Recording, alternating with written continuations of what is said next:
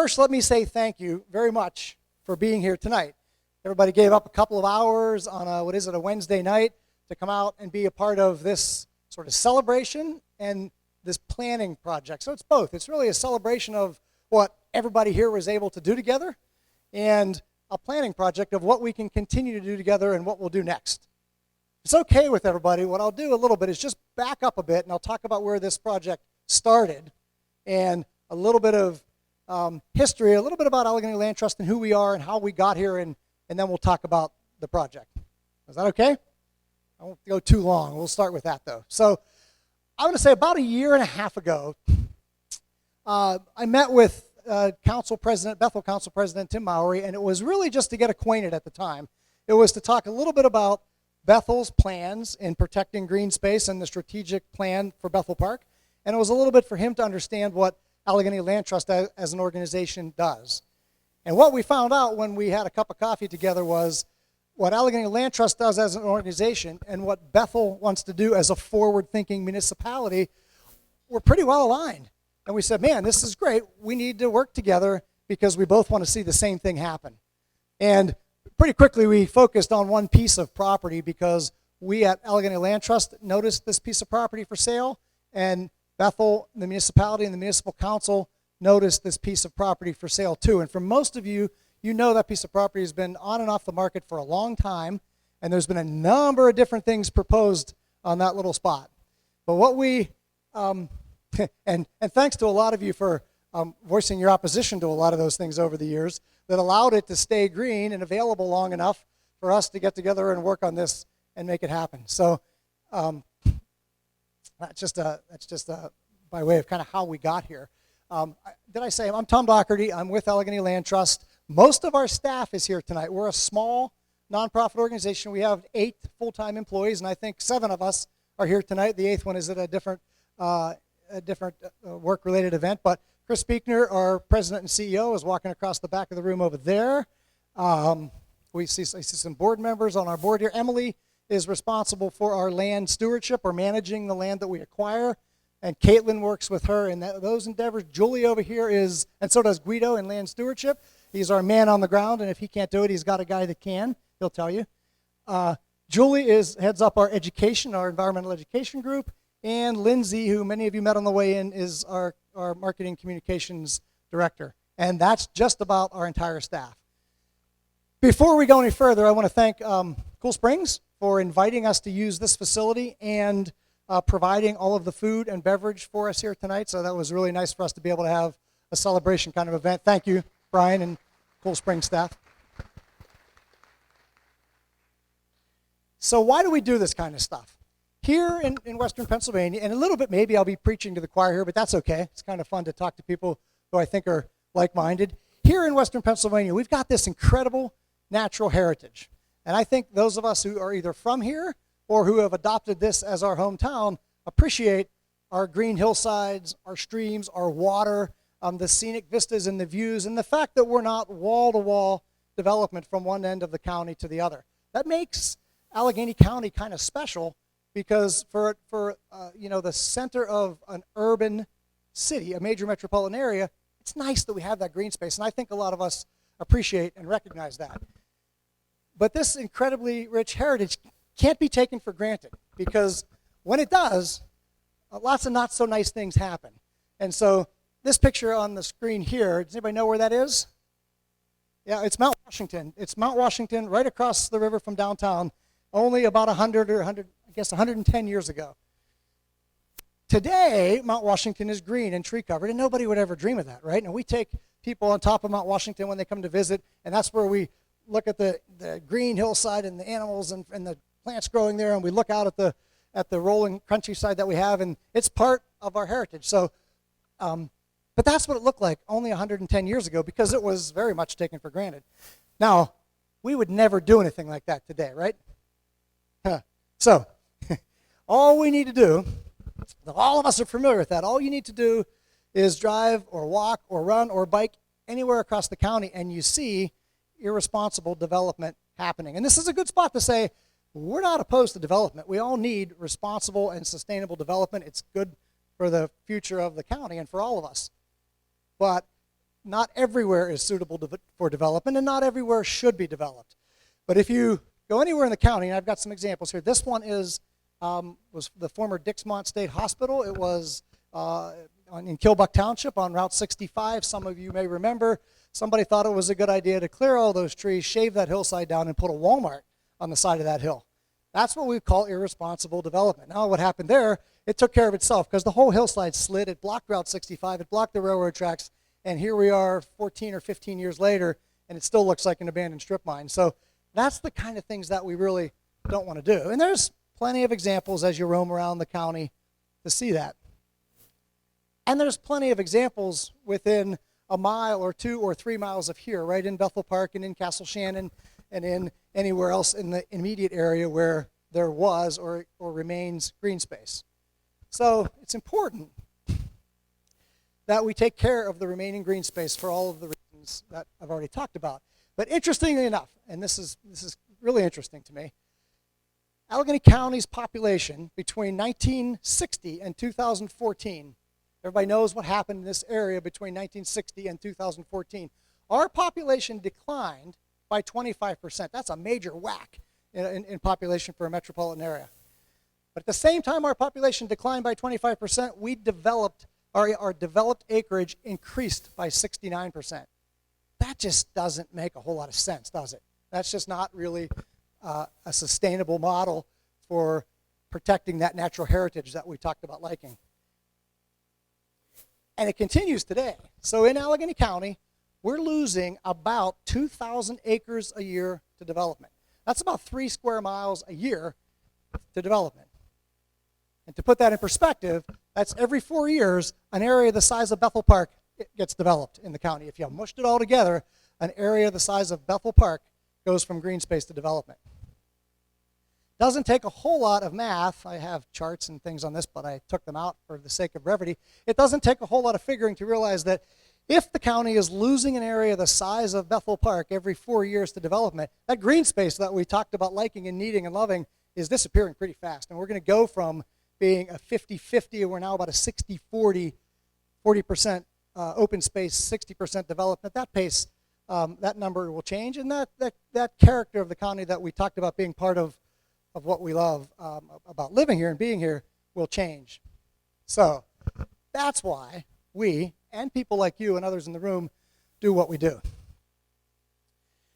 But even if you don't care about a place to hike, I think most of you probably do, or scenic beauty, or wildlife, or native animal habitat, even if you don't care about those things, there's another reason why it's important for us to look at protecting strategic spots of green space around the county.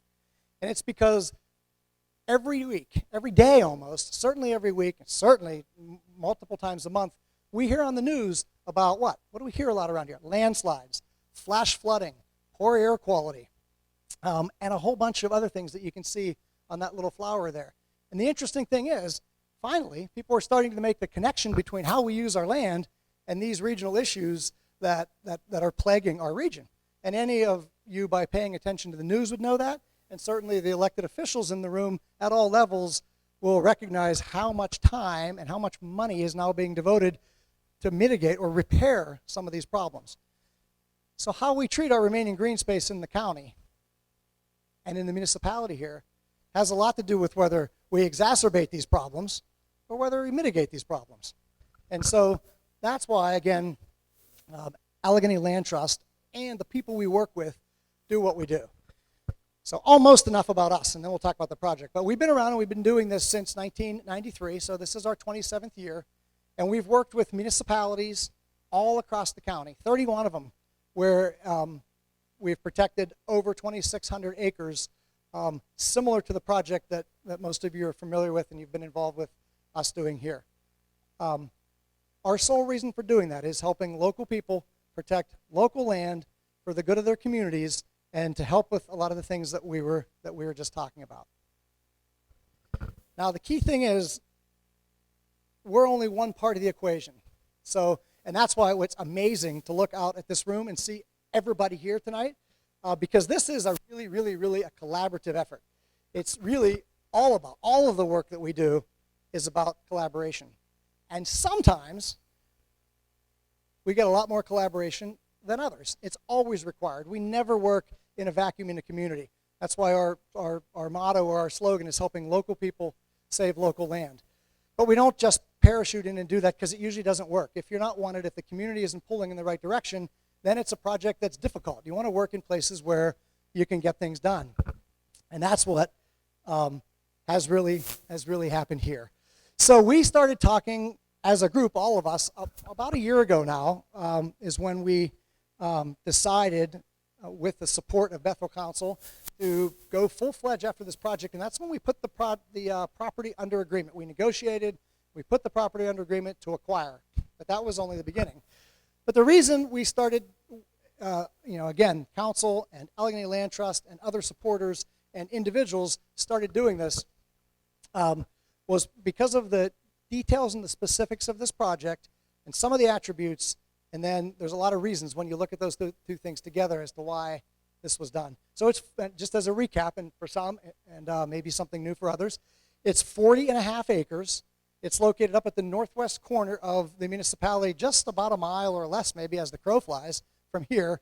It's entirely within Bethel Park, but it's along the border with Castle Shannon, and as you can see in this picture, it's surrounded by homes and neighborhoods.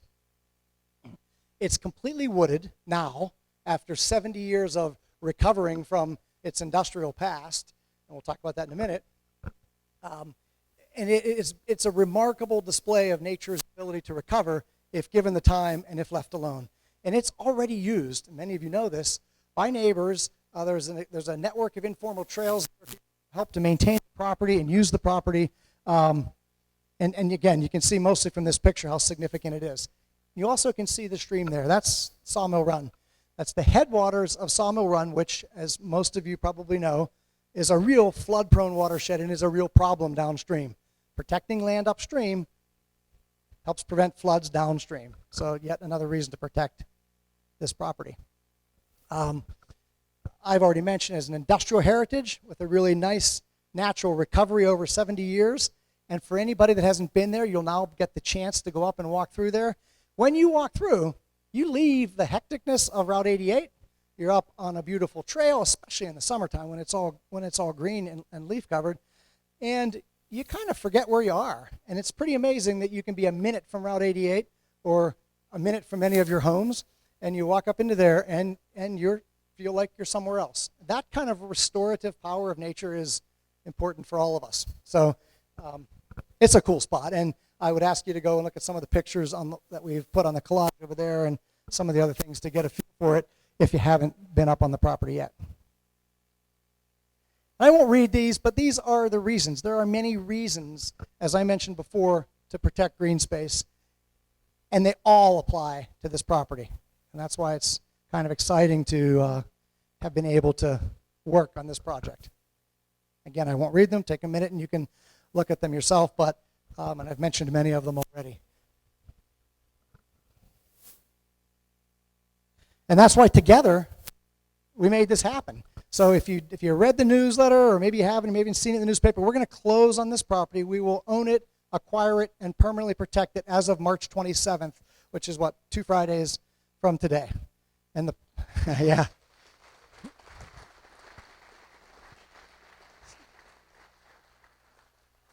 And that round of applause is for everybody in the room, because it was a super collaborative effort. And I should mention here, I already mentioned that it started with the municipality and Allegheny Land Trust pulling together. It started with then the community joined in very quickly. Many of the other elected officials, which we'll mention, joined in and started to support the project, a lot of the civic groups. So it really was a collaborative effort. And we thought so much so that there's an organization called the Pennsylvania Land Trust Alliance, and there are other organizations like us across the state, and we're a member of this sort of, you can think of it as like a trade group where land trusts all belong and share best practices and that sort of thing, and help with legislation and things like that. But each year they ask their members prior to the annual conference to submit a municipality that has a great track record of working with a land trust to make this happen for an annual award statewide. Now, I'll tell you the punchline. Bethel, we didn't win, but We were second, and so much so. And second, then you could think, well, maybe they're just making me feel good saying that we were second. We put in the application, we gave them all the details, and the decision was late. They called us after a day or two after they thought the decision was made, and she called, and she was very apologetic, and she said, well, your application was terrific. Bethel's support of green space protection and the cooperation in this project has been amazing. We think it's deserving of winning the award, but there was one that was just a wee little bit better. It was a split decision in the committee, and you finished just second. And I said, oh, that's great. Thank you for calling. And she said, so apply again next year, and I think you'll win. So it's not really us. The award would go to Bethel and the municipality and the municipal council for their cooperation with a land trust in the community to make this happen. So that's how important and how effective this collaboration was between the municipality, the land trust, the engaged community, and the other elected officials and our funding partners. So what was once this, and this picture is from about 1945, and this is driving down Connor Road, okay? And the T there is Connor and Library. And so Bethel Green is that mountain across the way. Well, that's not a green mountain of trees, that's a mountain of coal tailing. So that's the rock that came out of the Molinauer No. 3 mine and was dumped there and basically encompassed this 40 acres and became an industrial waste site, really. It was all the tailings and all the junk that they didn't want that came out of the mine and was dumped there. And that was right around the time of the mine's closing. And you can see that old car sitting down there right in the spot. Well, there's my car sitting down there now. And now this is what that site looks like. So it went from this to this. And because of this collaboration and this project, it's going to stay that way. It used to look like that. That's right on the site. I don't know if you can see the Mount Rainier in the back there. That's the old tailings pile. So it went from that to this. That's what that land looks like today when you go up there. This is the trolley tracks, right where they are today, right at Washington Junction. And if you could see closer, you'd see that says Washington on the front of that trolley car. So it's on its way to Washington. It's right where the Washington Junction is today, looking across the street at that giant mountain range of waste. That's what it looked like then. This is what it looks like today. And because of this work and this project, it's going to stay that way forever. Yeah. So yeah, that applause is perfect lead into it. It's going to stay that way ever because of all of you and 179 of your neighbors who donated individually over $42,000 to this project. So that's when we started talking about this a year ago. We said it's really important that we get local donations, one, to close the gap. That's a lot of money. So it got us off and running and closed the gap on this acquisition. But it's also really important to say that 179 people in the community donated $42,000 when we go to other funders, when we go to some of the funders that I'll mention in a minute, because that local support is really important. You need matching dollars, you need local matching dollars, and you need the number of people to demonstrate support, and that's what we've been able to do. So thanks to you and 179 of your neighbors, and thanks to the municipality of Bethel Park, which I've said from the very beginning was in this, was leading it, was with us in terms of getting it happening and making connections and all of the things that you need to get this done. And the municipality donated $100,000 to the project as well. A huge donation, and again, a sign of really forward thinking and planning in this municipal council here that you should be fortunate, recognize that you're fortunate that you have, which is really great. And Tim Mowry, council president, is here. Don Harrison, the councilman from the 5th Ward, this project is here. And thanks to both of them for their portion of support, and the rest and the other members of council who voted unanimously to back the project and really got behind it. So thanks, guys.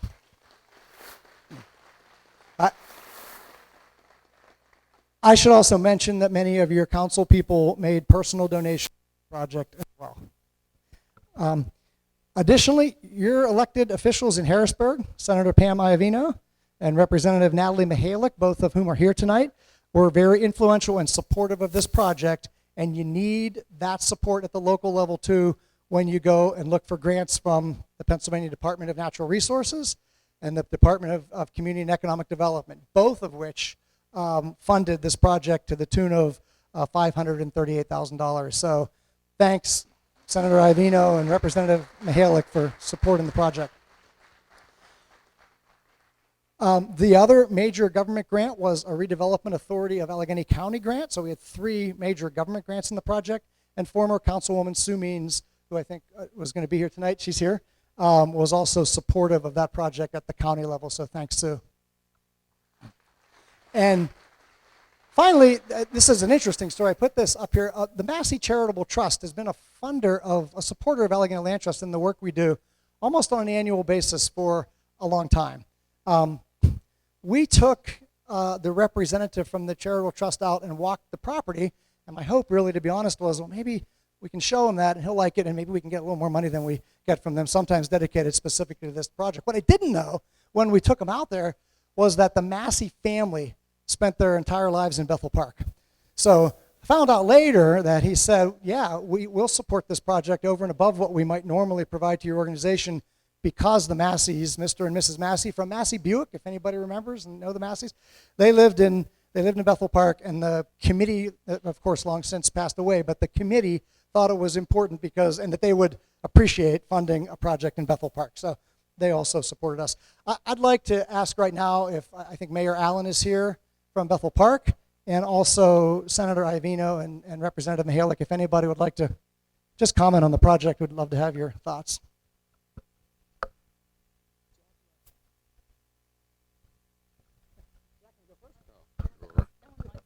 No one wants to go first. So, I mean, this is a great project that took a long time coming, and it's funny because over the years, developers would always come to the municipal building and they would say, we want to build this, this, this, and our first thing is, where did you find the land? Because we're so overbuilt. But to have this project, 40.5 acres that'll never be touched again, is just tremendous. So we thank the Allegheny Land Trust, certainly council, for staying with us for the last year, and it's going to be really nice in the long run. So thanks everyone here today. I'm sure there'll be questions and answers, but thank you very much. Hi, everyone. It's very gracious of Tom to say thank you, but he's thanking me for one of the things that's the best part of the job, and that was this opportunity to be involved, help you with that sort of final push across the finish line to help get money and bring money back to the district for such a fabulous project. So it's very nice of you to say thank you, but those are the best days in office, is when you get to do things like that. And Tom was one of the very first meetings I took after starting the job last year, and he laid out this project, and I was waiting for him to stop talking so I could say, yes, of course, I want to do this. And I'll just finish by saying, on the collaborative effort, I think what you've also demonstrated is that living your values, and a couple of those are, and that I share with you, is protecting our environment, and every decision that we make, do it with future generations in mind, and what the gift is that you have all made possible, leaving to those next generations. So congratulations to all of you.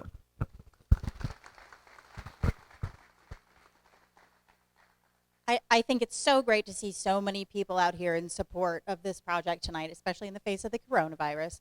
And I think it's indicative of the overall support that this project has received in the community. It's no surprise to hear our Bethel Park Council being called forward thinking, because they are, and they're so great to work with.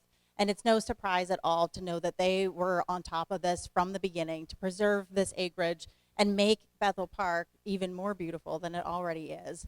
I love that we're preserving this right in the heart of the residential community for generations to come. So when I have a grant proposal in front of me, and Chris early on came to the office, I have 2 questions in my mind. Will my residents support it, and will it serve a long-term benefit to the community? And this, from the get-go, and much like Pam was sort of like waiting for the final proposal to come through, I knew immediately the answer to those 2 questions was going to be yes, and I'd happily support it. So whatever small part that I was able to play in getting this across the finish line, I was more than happy to do it. And I thank you for letting me be part of it. And congratulations to you all. Hopefully you get that first place award next year.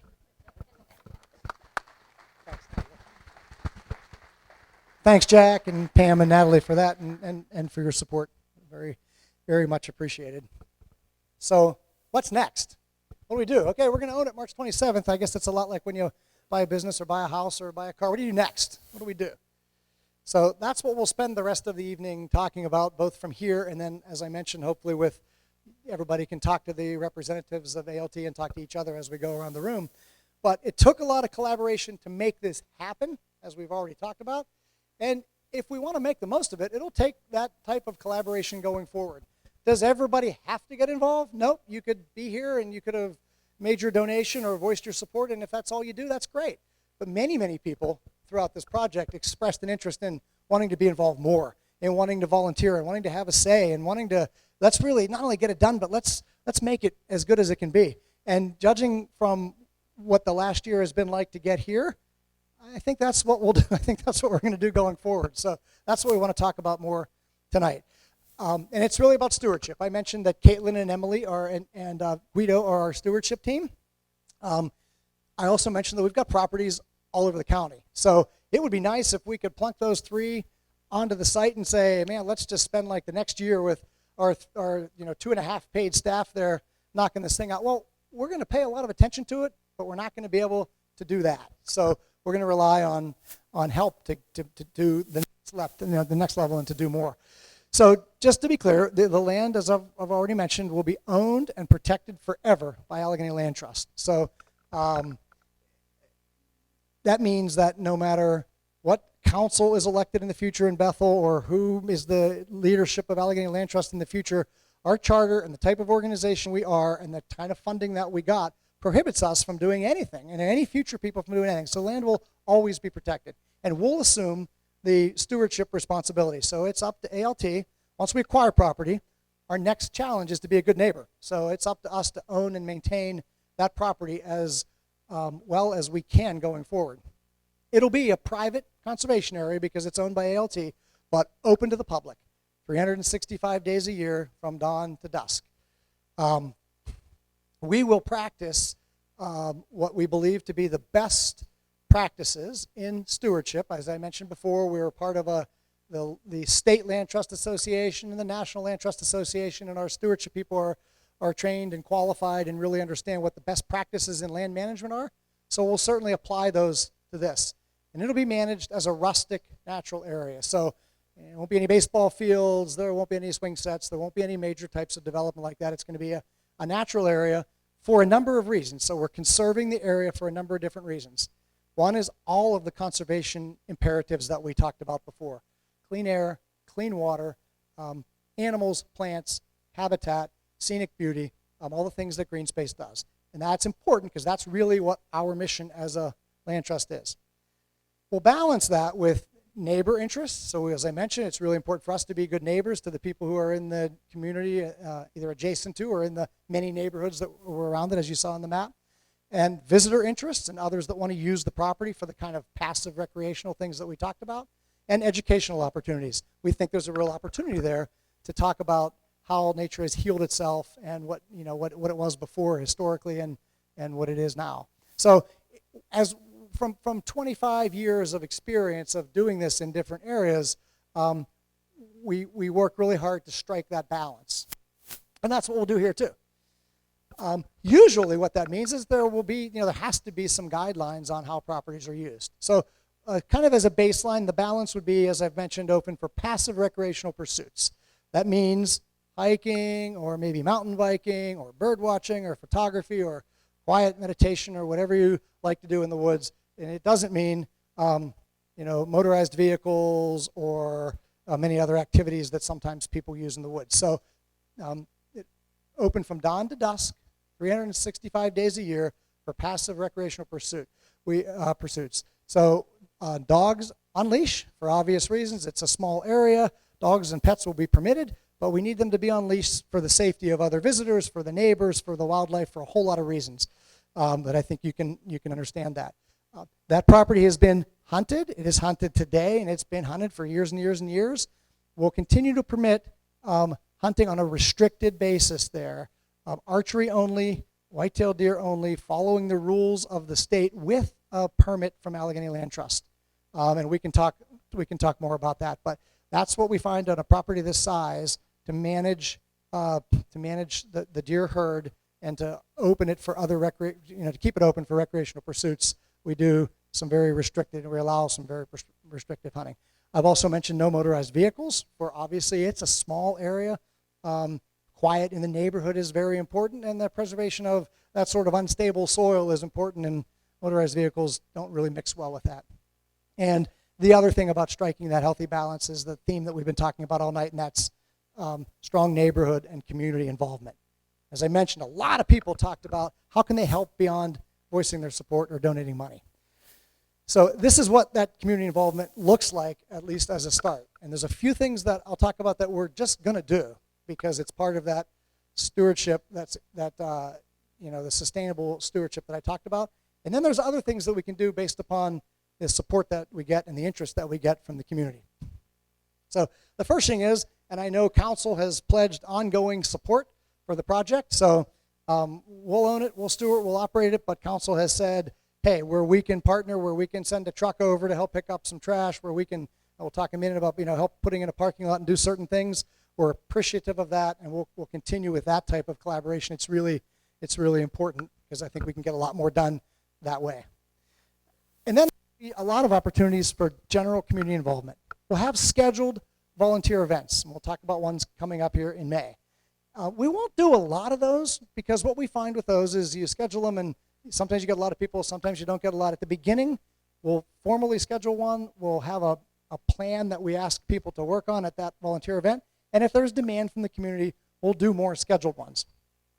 But we'll also work with the community to do group volunteer events. So a number of people have already said, our Boy Scout troop would like to do a volunteer event there. My company might like to bring 10 people out and do a volunteer event. So if a group wants to do something in addition to or over and above a volunteer date that we've scheduled, we're happy to work with that group, and we're happy to give them an assignment, and talk about what we need to have done and send them loose, whether it's an Eagle Scout project or a business service project or a school service project or any number of those things. So those can be set up.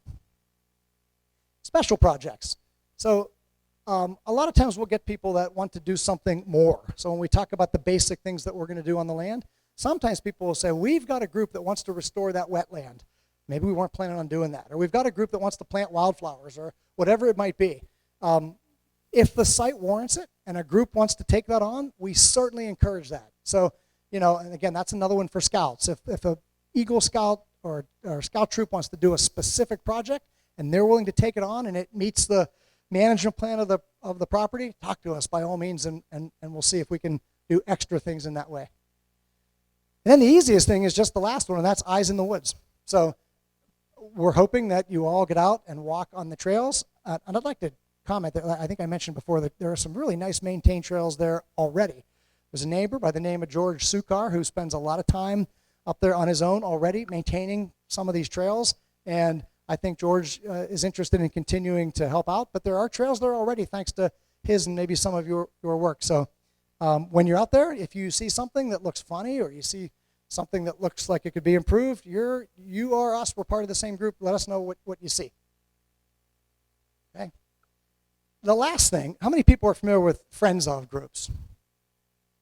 So yeah, the Montour Trail has a Friends of group in certain section, all the sections, and many organizations do. So this is a little more of a formal volunteer commitment, and our best conservation areas around the county have Friends of groups. They really are locally led by a person or people in the community who say, yeah, I want to be more than a casual volunteer. I want to be a part of the Friends of group that, and I, as the leader or a member of the Friends of group, will plan different events. We'll make sure that what we're going to do is okay with Emily and Caitlin and Guido, but we'll take responsibility for, take the lead for doing extra things on the site. We really want to have a Friends of group here, and I think with the reaction and a lot of the feedback that we've all gotten over the last year from I want to do more, I want to help, we think there's a really good opportunity to establish a Friends of group here. And so if you're interested in that kind of thing, or any of this stuff that I'm talking about with stewardship, stop over and talk to Emily and Caitlin and Guido tonight, and they'll tell you a little bit more about the Friends of group. And I think the idea there is to try to collect names of people who are interested in forming a Friends of group, and then kind of letting it grow from there. It's a great way to get involved in the community, a great way to get to know people and to closer and to really make something happen on a bigger way on the site. And it's good for the site too. It just takes it to the next level. Okay, so what are we going to do? Just item-wise or activity-wise. These are the things that we're going to do in 2020, hopefully with volunteer helps. Some will happen without volunteer help. The more volunteer help, the more we can do. We certainly are going to do trash and debris cleanup and invasive removals on the site. And that would probably be the focus of that first day, which is May 2nd, which will be our first public volunteer day. I think we have little flyers that you can pick up and that will remind you of the date, and you can also register online. That information is provided on that flyer. Lindsay, as you walk out the door, or either door, people have those. So if you want to come out and just see what it's all about, come out on May 2nd. Pick that up. There's not a sign up for that tonight, but you can take that flyer with you. You can sign up online so we have an idea of how many people are coming and we can contact you. That's the first thing. The next three things are going to happen. We're going to mark the main trails. I'll show you a map in a minute, and there's a big map over there. If I'd like you to go over and take a look at it. But there's a beautiful, as I mentioned, trail network going all through this property already, maintained by residents. We're going to mark two of those trails, and only two of those trails, so that people who aren't familiar with it can come safely and comfortably walk a perimeter trail, and it'll be marked. There's the orange trail and the black trail. I think familiar with the orange and black, of course, for Bethel Park, but the orange trail will be a perimeter trail. The black trail will be a connecting trail that just connects from one end of that perimeter trail through the middle, so that people can, if you're not familiar with the site, you can go and you can walk it, and you just follow the orange blazes all the way around the site, and you get a good feel for it. If you want to cut short halfway, you follow the black trail and cut it off and head back to the little parking area. So we will do that. Allegheny Land Trust will start working on that as soon as we own the property.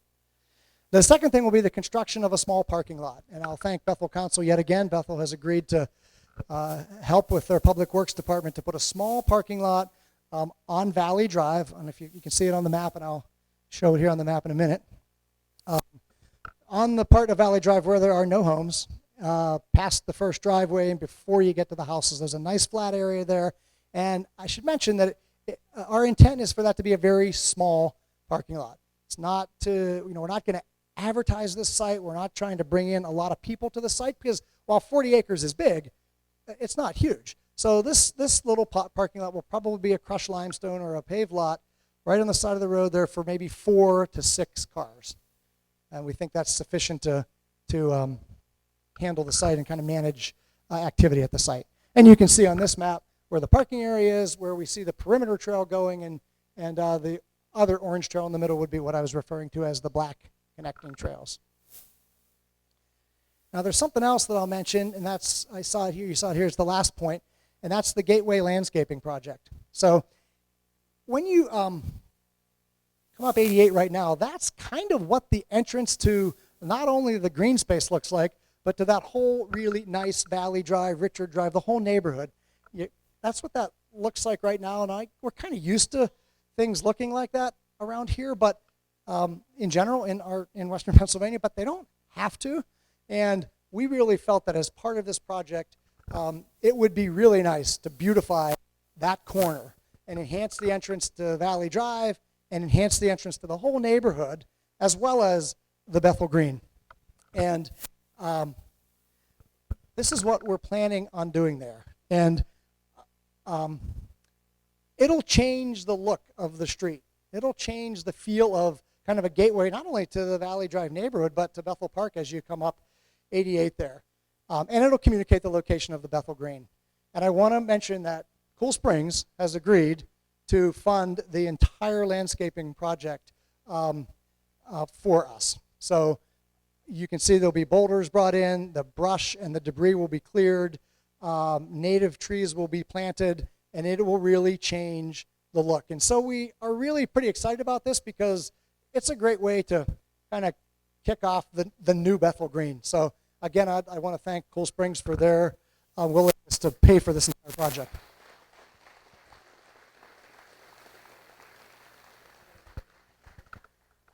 And I'll also mention, in the true spirit of cooperation, these conceptual drawings were provided by La Quattro Bonte and Associates. That's a landscape architect firm, and they also provided this work pro bono for us. So you can see when people get excited about a project, they're really willing to help, and it's how you get this stuff done, and it's much appreciated. So just kind of wrapping up the formal part here, just to look at the calendar, I don't know how well you can see that, but the closing is in 2 weeks, the end of March. The cleanup sweep, I have it in April there, but it's going to be May 2nd, close enough. The trail and boundary marking will happen in April and May. The Gateway Landscaping Project in May and June, thereabouts. The parking lot construction around the same time. We want to get the area cleaned and the trails marked before we put a parking lot in there and invite anybody to come up, in a different, in a larger way on the property. And then volunteer events, TBD, going forward, as I mentioned, for special projects, for group events, or as the Friends group, if it forms and gets going, wants to schedule on their own.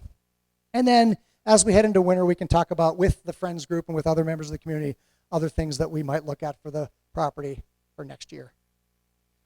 So that's what's next, and it's happening and it's starting right away.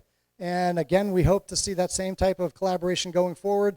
I mentioned earlier, everybody from Allegheny Land Trust is here. Also, the Bethel Park Historical Society has some, and also another gentleman brought some really terrific pictures of what the mine was like before. You can see a little bit of that over there today too, on those pictures in the back. And if you're interested in more questions about the volunteer events, the Friends group, any of those things, just please grab any one of us for the remainder of the evening. So thank you everybody for coming, and thanks for your support.